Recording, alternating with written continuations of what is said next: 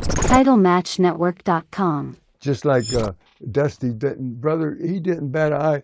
You know, when Tully just came in, no one's seen him, you know, and he's ready. He's ready for, you know, to do it because he was already proved and he was already, but no one's seen him yet. So we're at TBS and they was going to debut with him, but not where he was. And the deal was Buddy Landel was going to come out with Baby Doll. They talked about Baby Doll for the first time, and he was going to be one of the Horsemen. But they had a big angle they were going to do first with him and Ric Flair, Nature Boy against Nature Boy, and Baby Doll, a number 10, you know, perfect, beautiful number 10 would come out, and God bless him. And again, he's passed. I don't want to talk, you know, nothing. I love him. I've known him since he's 18 years old, Tennessee boy, and I'm from Tennessee. Right. He was born, and he was around Knoxville, and I've known him since a teenager, and man, I just loved him. And we came in on the same plane, and I says, man, you're gonna do it tomorrow, brother. This is your big break. You're gonna make so much money, son. I said, I'm so proud of you. And I says, don't check in. Let me check in. Stay with me. I'll get 2 beds, and please, because I know. You know, his party mode, yeah. And I says, please, because he was already doing some stuff. And I said, please stay with me. I begged him. I said, don't get a room. But he said, I'm gonna be right next door to you. No, I couldn't talk him into. I couldn't. I begged him, stay with me, son. Tomorrow, man. Then tomorrow night, go home and do your thing, brother. Right. And nope. Okay. We get to TV and at 10 o'clock, I think we go on at 11:05 or whatever. I forget. 10 o'clock. Dusty says that JJ says, get Landel and Baby Doll, and he says, Landel ain't here. He said, okay. He says, did anybody call him at the thing, you know? Yeah, we've been calling him. He says, okay. He says, tell Tully to come in and Baby Doll. Boom. That wasn't Tully's shot. Wow. First time the whole world would have seen Nature Boy Buddy Landel walk out with Baby Doll. And it was, in the end, it was going to end up, after the feud with Flair, they were going to end up with as the Four Horsemen. Yeah. Boom.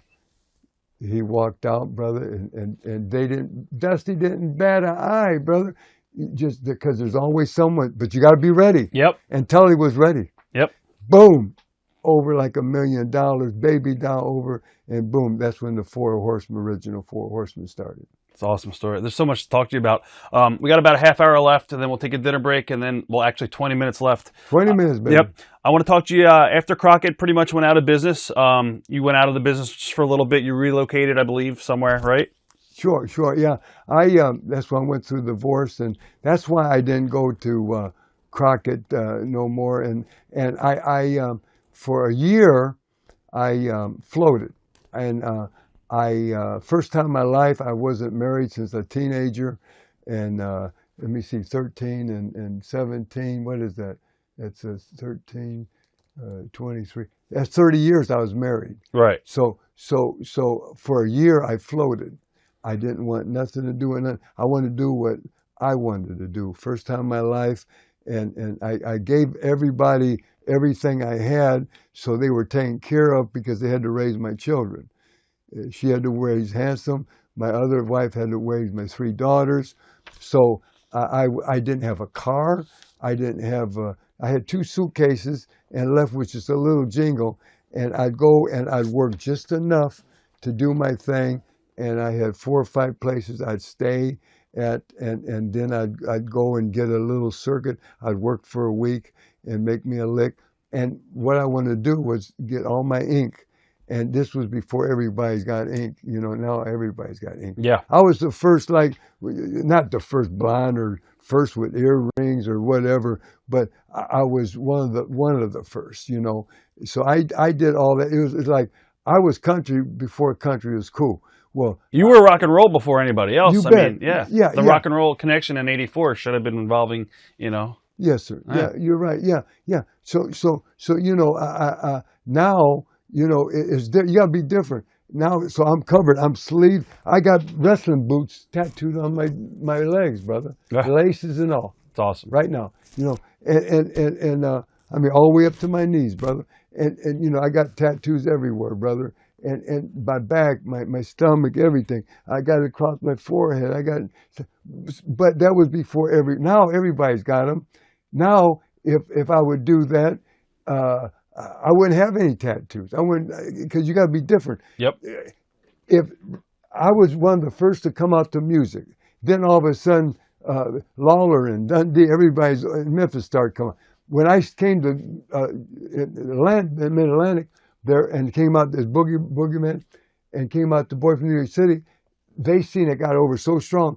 Now Dusty's coming out, Flair's, everybody uses it. So now, Rob, what I would do is now, because they hear the music, they know who's coming. Oh man, oh yeah, oh here he comes. You know, here comes Orton. Oh, here comes Rock. Here comes whoever, Hogan, whoever, Flair, because they know the music and whoever the hot kids are now. You know, and it's like now.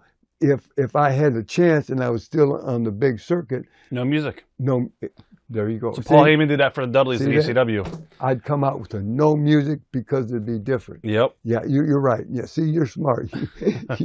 you know, brother, but you know, brother. Yeah. So after you left and you came back, you worked a couple different territories. You went down to Memphis a little bit. You worked AWA. You got to work a little bit with Curry Von Erich. I was going to ask you about Curry Von Erich. And did you see Curry when he was a little kid? Because you said you worked for Fritz in Texas. Do you remember the Von Erichs as kids? Yeah, brother, man. Yeah, he had a bunch of boys, and God bless them. David, Kevin, Yeah. Chris. Oh man. It's very tragic. It is, and Kevin's the only one, left, and he's a great guy, kid. Kerry was honestly my favorite, and I loved them all. And the thing was, we'd go to Fort Worth, we'd go to wherever we were, and they were there, and I can just see them now in the back in the dressing room, and they're jumping over the boys' bags and playing tag and roughhouse, and all the guys are hugging them, messing with them. Oh yeah, I've known them since. I'll tell you a funny story too. We used to take care of the kids. They took care of Handsome. They took care of my boy. While I wrestled, we watched each other's kids in the back, and they'd call him Little Handsome. And then when Flair called him now Little Boogie, Right. My boy, and Handsome Jimmy. But so funny because I says, we used to change their diapers. We'd take care of the kids, And I said, I used to change the Rock's diapers. Me and Rocky Johnson was tag team champions in Memphis in 1980. And I said, I used to change the Rock's diapers. And so one of my buddies in Shawsville, he's a real wrestling historian. He says, well, Boogie, you used to change the Rock's diapers. I said, yeah. He says, well, you really did smell what the Rock was cooking. That's actually awesome. Yeah. It was really. I got that in my book too, brother. There's a million things. I really want to talk to your partner in crime, Chris, and I probably want to bring you please. back for a part two. Yes. There's so much more to talk to you about. Man, we could talk forever. I love you, brother. And hey, I'm talking about guys. Hey, get this video, man. I'm telling you, man. And Rob, man. Hey, How do you want to be RF remembered? video. Tell me again. It's RF video, but how do you want to be remembered? Oh, brother, man, just a straight up guy.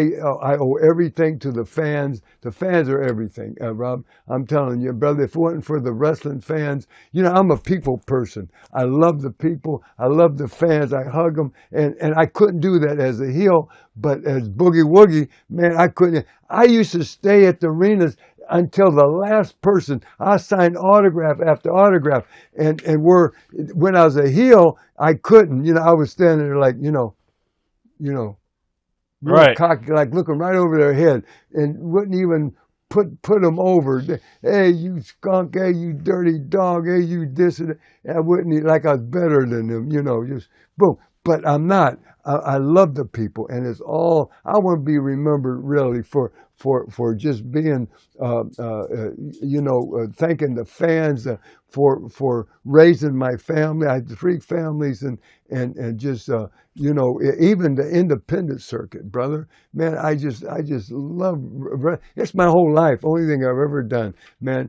And I just want to be a goodwill ambassador. Woo! Matchy Daddy! Boogie Woogie Man feel good! I'll tell my people, all my brothers and sisters, don't you dare miss this! Me, Handsome Jimmy, the Boogie Woogie Man Valiant! Oh, yeah!